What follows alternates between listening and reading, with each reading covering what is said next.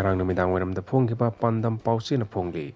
Churachandpur thodokta mangkraba documentsing semgatnaba thabak paikhatli manunggoiba warolda Churachandpur district ta haukiba February 15 da lengak ki office amadi lanthum amangata thokibagi thodok ka mari leinana manggiba documentsing nauna semgatnabagi damakta Manipur lengakna chapchaba thabak paikhatli haina Joint Secretary Home da Mayambam Beatona Thadorakpa Cherol Amana Phongdorakli Hiramasiga Mari Lainana Joint Secretary Home da Mayambam Beatona Thadorakpa Cherol Amana Imphal dagi tongan ba Purupki Officer Taret Amadi Churachandpur District dagi Officer ama suspend tawki Churachandpur District ki Deputy Commissioner Amadi SP da ITLF amasung Kuki Singna Thamlakpa threat ki matung inna lengakna kanba section tharang sing lokhatuna lakli ITLF Amadi Kuki Singna Thamlakpa threat na Maram Morega Churachandpur ki DC amadi ASP khakta natana haukiba sahi asigi May 3 dagi chatharakliba irangna maram oiraga lanjena duna lairiba singi damakta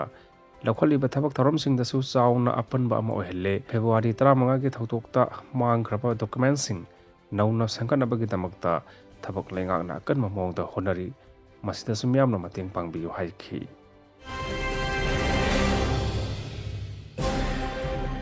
Image TV ki Paomi Furakhiba Thouongbu Amju amasung Egm na Kandemn Twrakli Image TV ki Paomi Kumar Nongthombam masak khangdaba khulai paiba myoisingna tamthina phubagi thawong All Manipur Working Journalists Union Amju amasung Editor Guilds Manipur Egm na akan mamong da Kandemn Twrakli Amju amasung Egm anina punna thadorokpa cherol amana hai masagi sahi 38 rom suraba huikap maya lekai dagi hojikna wangkhai asanba yumda leiba Kumar Nongthombam tha asigi kulhumdoi amadi kunmari gi lonaba nongyai aduwaida masak khangdaba nongbai paiba myoisingna masagi kadagi phuraga pukibani Paomi singna koithi thiraba matungda DMU campus manungda leiba mairoi lup amagi office manungda tamthina phubadagi chatpa phaw ngamdaba phibamda CSO amagi mioi anina sinarakpani Kumarna leiriba ka adu mai tharambadagi loba yadana chakhi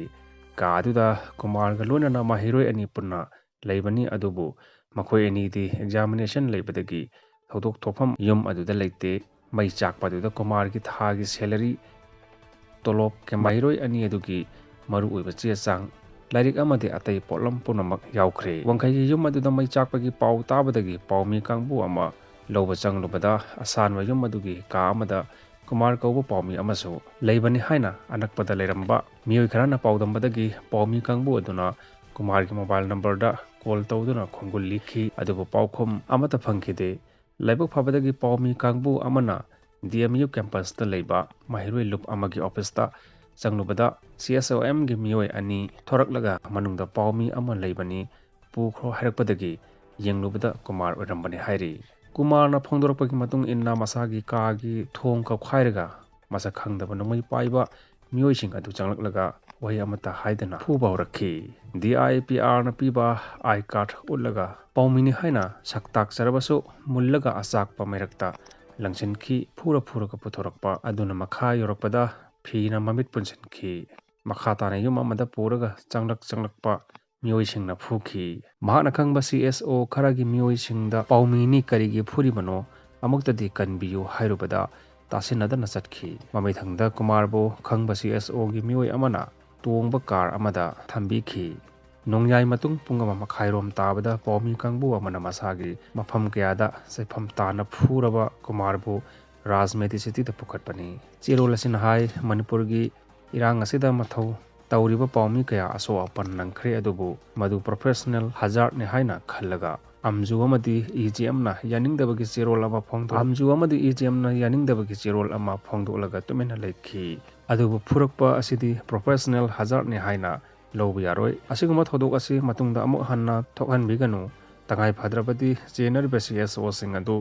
boycott tobagi phirep phawa lorokpa yai Manipur government su thodok asida chenaba myoising phabiyu haina so Amju amasung Egm gi maikai degi taksilakli